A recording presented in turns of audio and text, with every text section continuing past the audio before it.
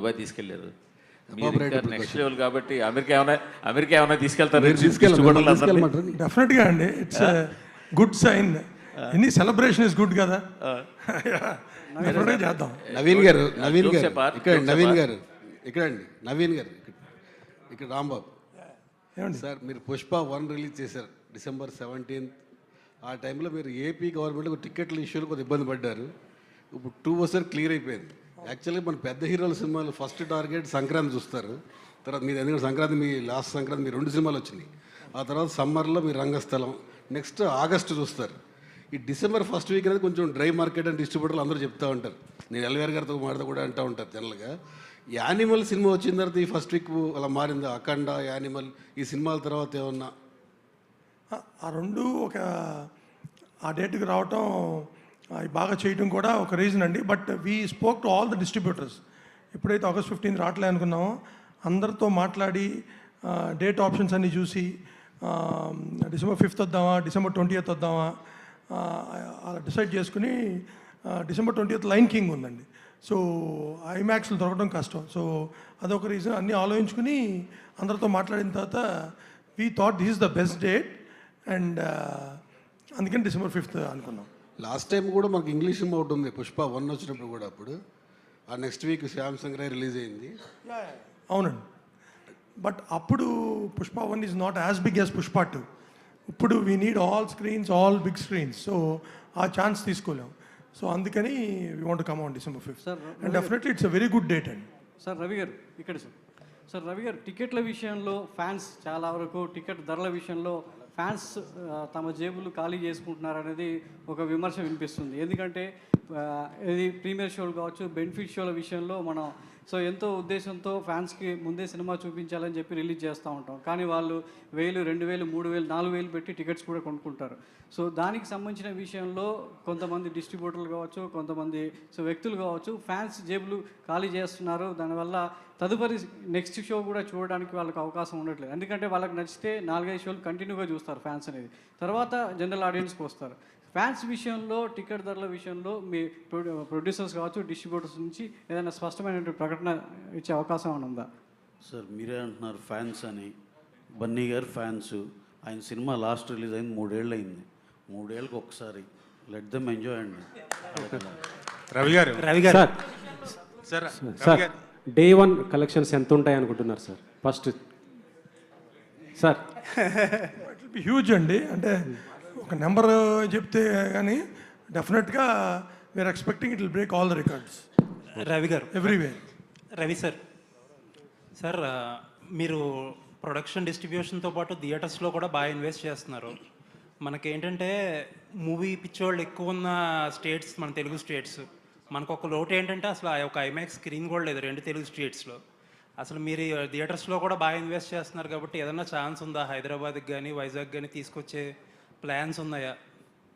అంటే ఇంత పెద్ద బిగ్ స్పెక్టాకల్స్ ఫిల్మ్స్ చేస్తా అలాంటి స్క్రీన్ మీద చూడకపోవడం మనం మిస్ అయిపోతున్నాం.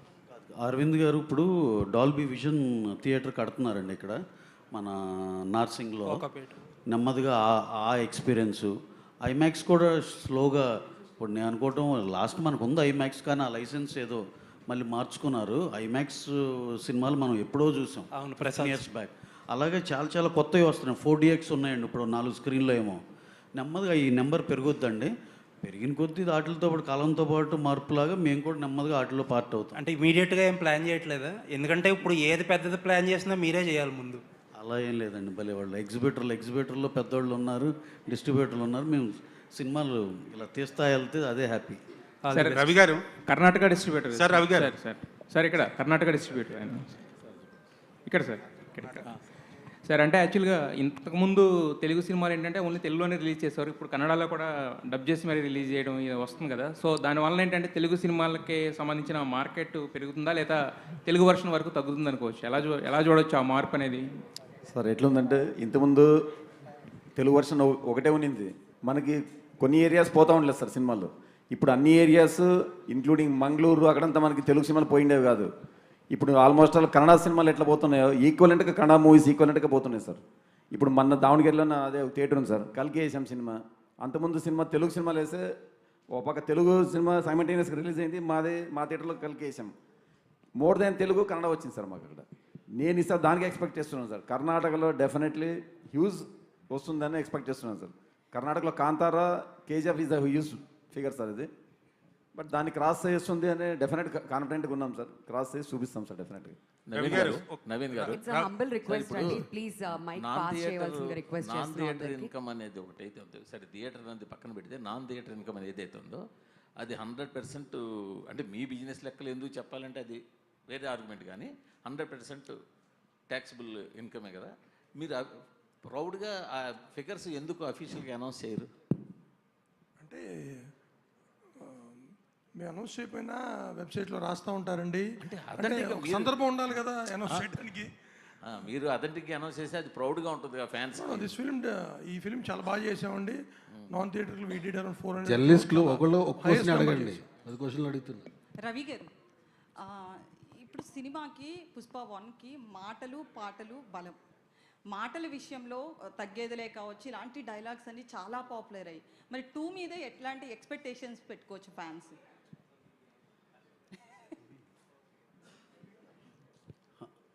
2 డెఫినెట్గా చాలా ఎక్స్పెక్టేషన్ ఉంది మేడం.